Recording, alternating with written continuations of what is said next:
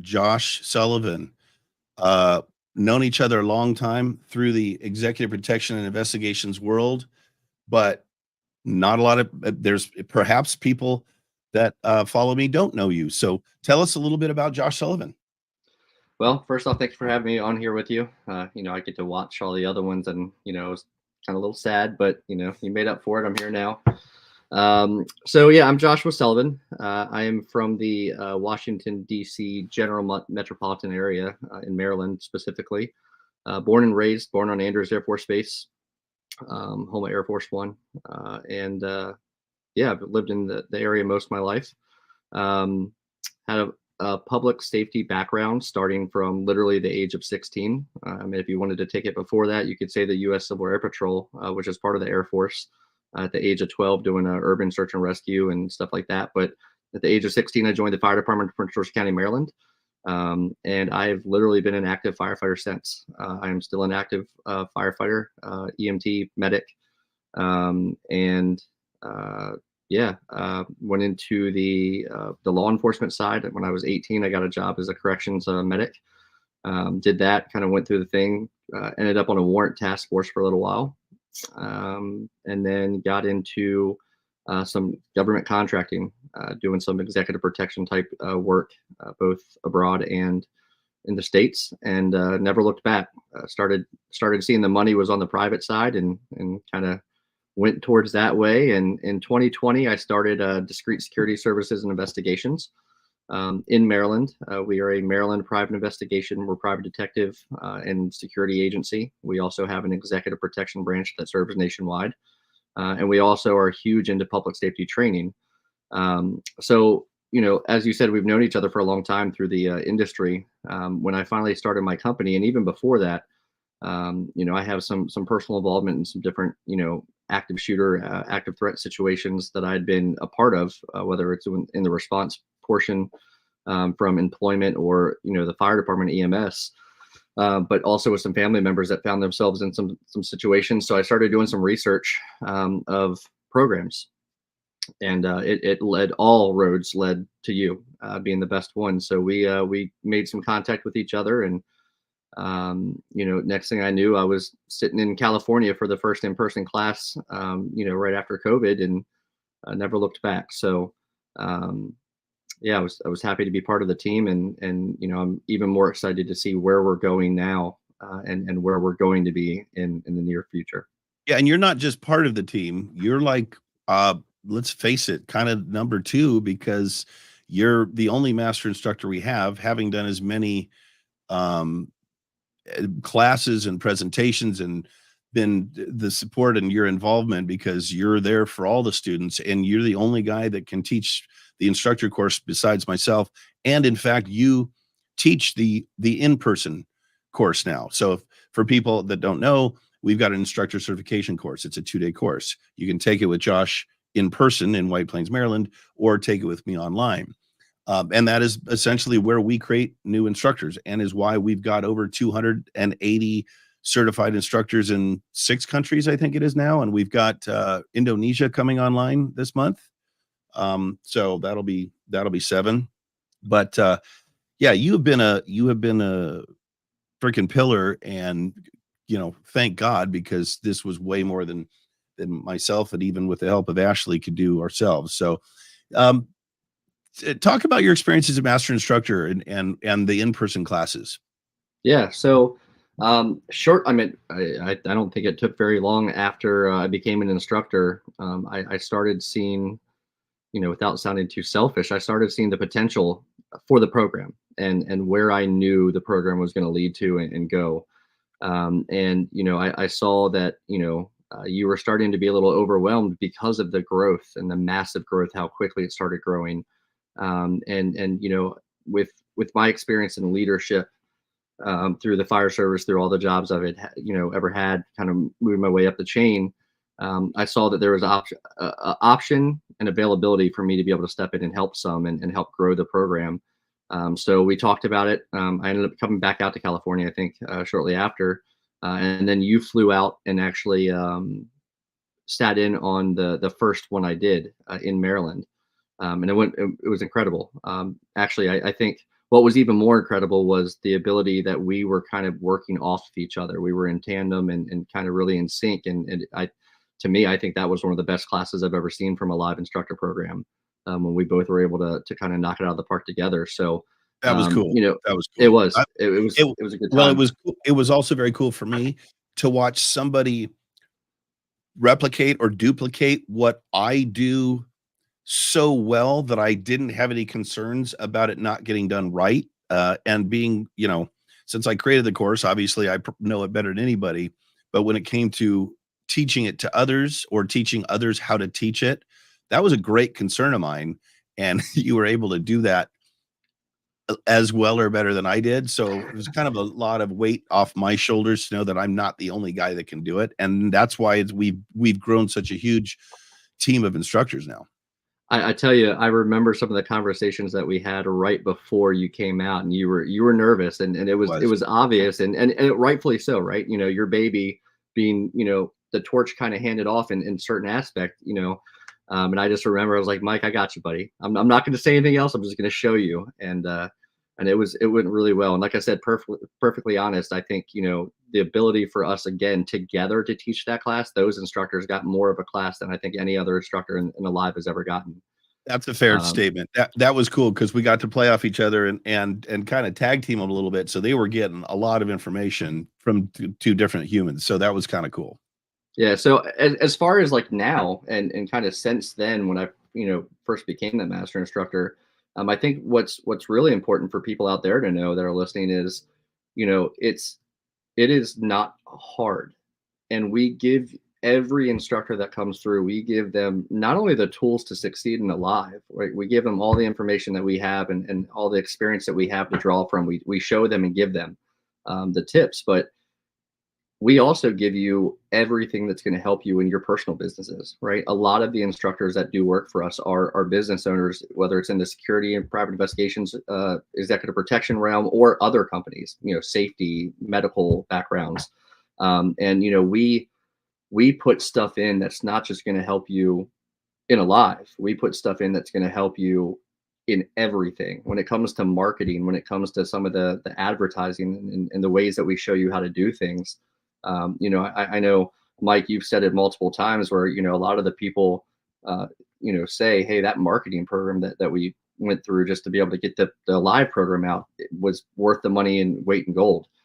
So that's one of the things I kind of pride myself on since I help you guys teach the marketing aspect of it. And it's all common sense stuff that I kind of learned over time and in school, but just watching those light bulbs click, not just about the A.L.I.V.E. stuff, but even how to get their personal message out farther and faster, is really kind of a satisfying thing.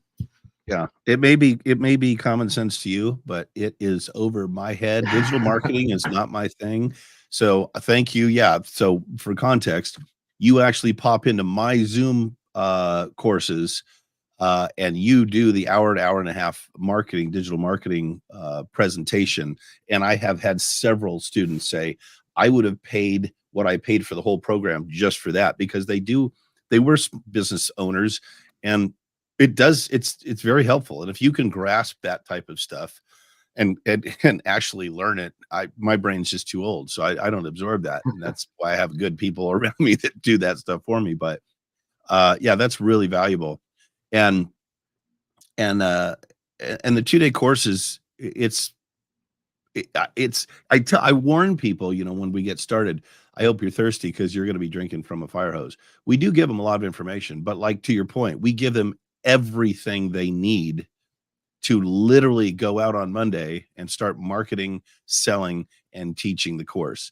All of the PowerPoints, all of the marketing material, images, videos, documentation, everything they need. Yep. But that's what we've, created over the last 10 years. We want to set them up for success. And the cool thing is, the first time they sell it, if they sell it for what I recommend they sell it for, they're going to make their money back, the cost of the course, on the And very some. first, Yep. very first presentation. So, And it's cool from the master instructor standpoint as well.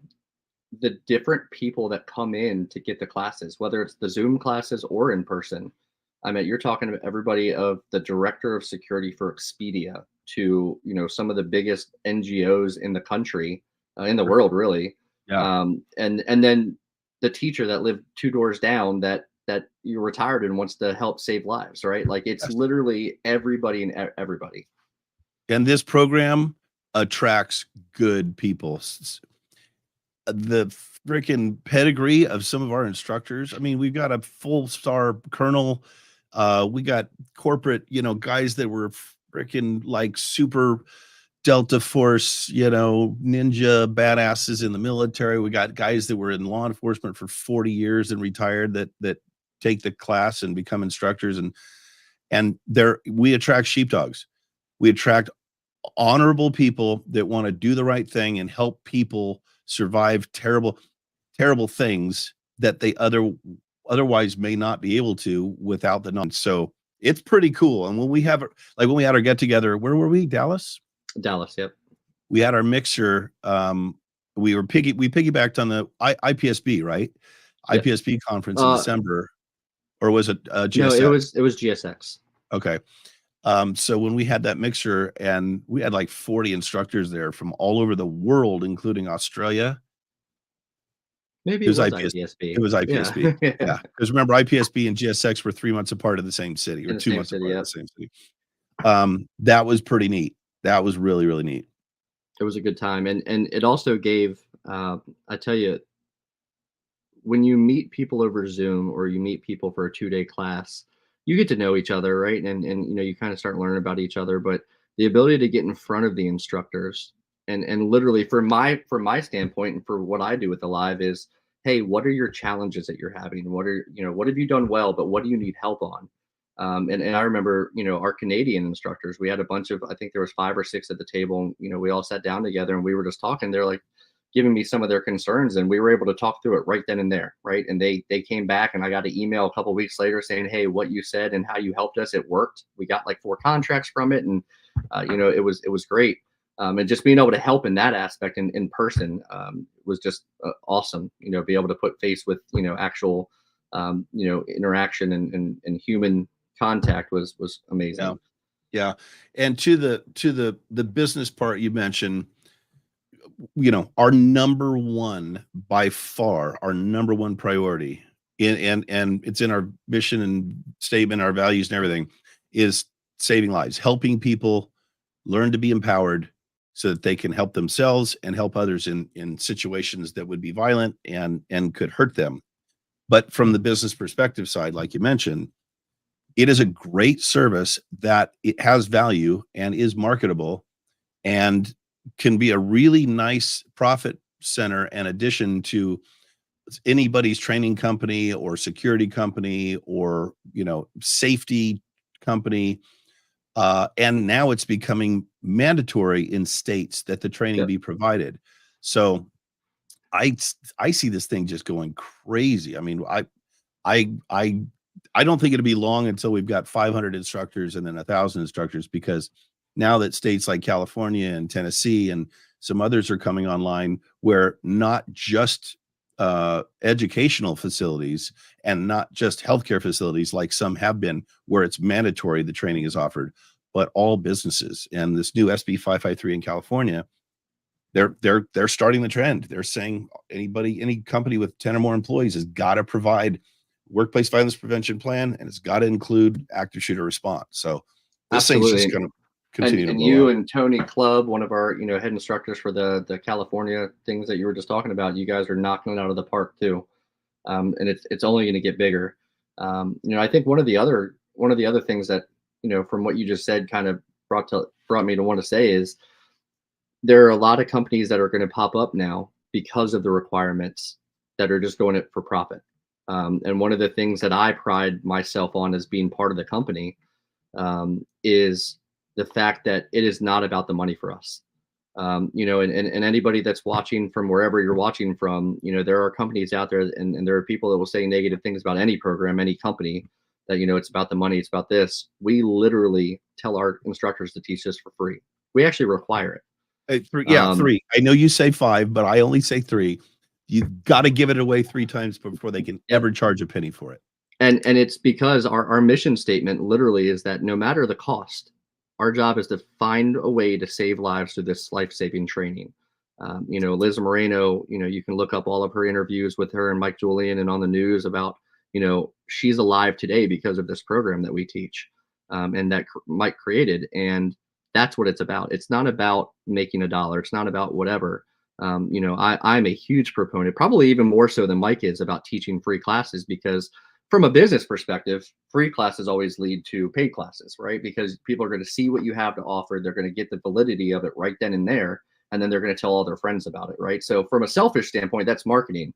But we're getting that word out more and more and more. So if they find themselves in that all too much likely now scenario, they're good, right? They've already had the training to increase their survivability and not have to worry about what's happening. Not only that, but the prevention side, right? Like run, hide, fight. They don't teach anything about prevention. Well, if we can prevent them from happening, we don't have to worry about surviving them anymore. Yeah. Right. And we have huge part about recognizing the warning signs, about prevention, about avoidance, about, being proactively reactionary and situationally aware. But look, we don't want to put down Run, Hide, Fight. It was the first version and it was great for what it was. It's just outdated and needed to be updated. And that's why we call our program Run, Hide, Fight 2.0.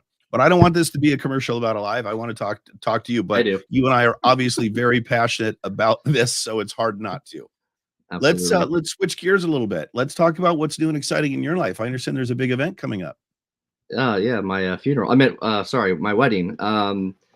Yeah, so my better half by far, and better looking half by far. We are taking the plunge in August.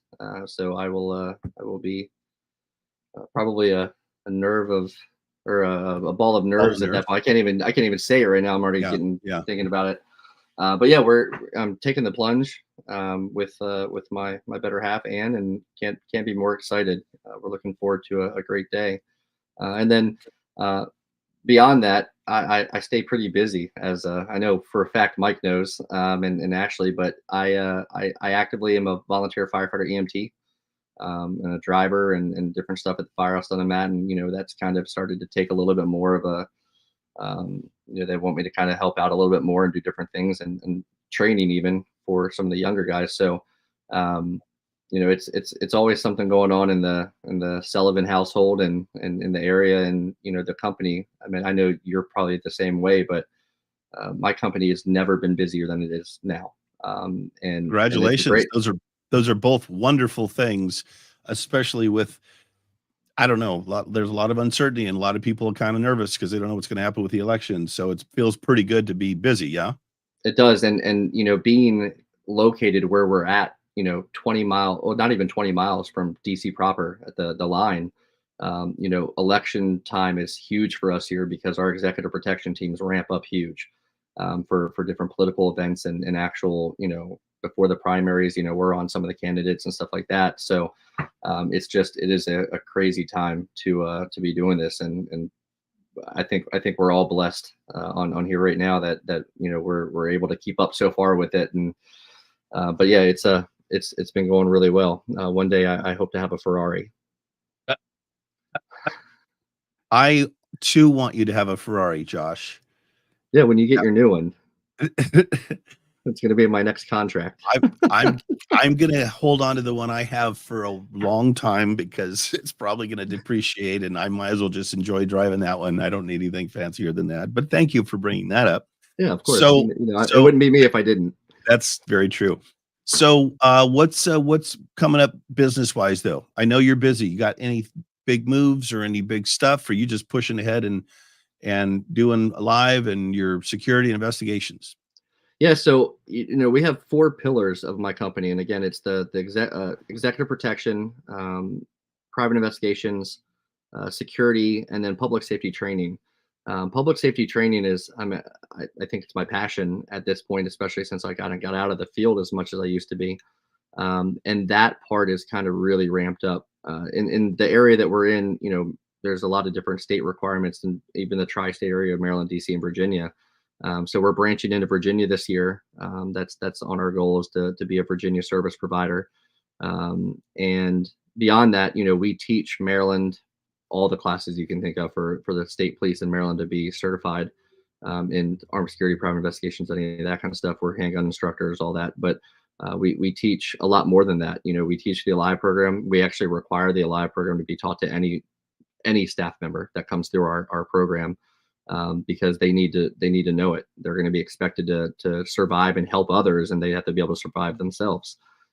So we do that, but medical classes, we teach everything from TECC, TCCC to basic heart saver, hands only CPR.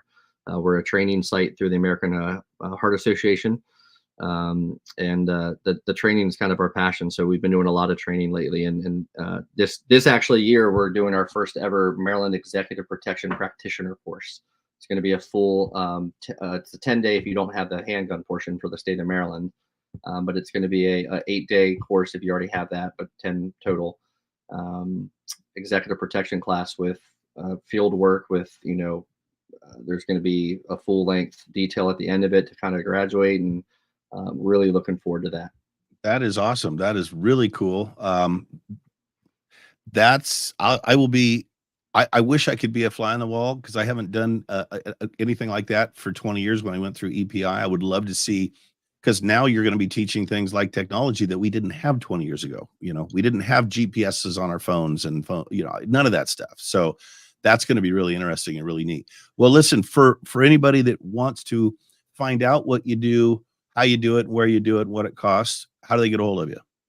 Yeah, our website is D as in David, SSIMD.com. So DSSIMD.com. You can call our office anytime. Our admin Crystal and our admin assistant Stephanie are rock stars. So 240-776-4268. And then all of our social media. We post a lot on all of our different outlets. And try to keep everybody in the know as much as possible. So it's usually, most of the things out there, it's at DSSIMD. So Facebook, I think Instagram might be discrete security _services, but the DSSIMD is discrete security and services and investigations Maryland. Yep. Got it. Just to make it, a little bit easier to understand what all those letters are. Well, my friend, I appreciate you coming on with me. These are always just brief conversations. I need to get you out into my office for a full 1 or 2 hour podcast so we can do a deep dive and get to know more, and smoke cigars in my cigar friendly podcast studio, which I'm pretty darn excited about. Joe LaSource and I fired one up for the very first time since I put that exhaust fan in. So that was kind of neat. And now that we've worked the bugs out, right, it'll be okay for the other employees. Yes, absolutely. Yes. It'll be completely ready for everybody else. And what's funny is you can't see, but right out of view is my cigar humidor that you made me buy when I saw it. The fridge one that So yes. Don't you love it? It's still in the box. I actually just got it like yesterday. Oh, it just came dude, in. my God, I love mine. At 70 degrees and 70% humidity. Perfect. I take them out of the wrappers. I put them in there now. I let them kind of age and mature, and they are so good. Well, I'm glad you followed that advice. Oh, 100%, 100%. Awesome. All right, Josh, I appreciate your time, buddy. And you and I obviously talk regularly, so I will be speaking with you soon. Have a great day. Sounds good. Take care, everyone. See you, brother.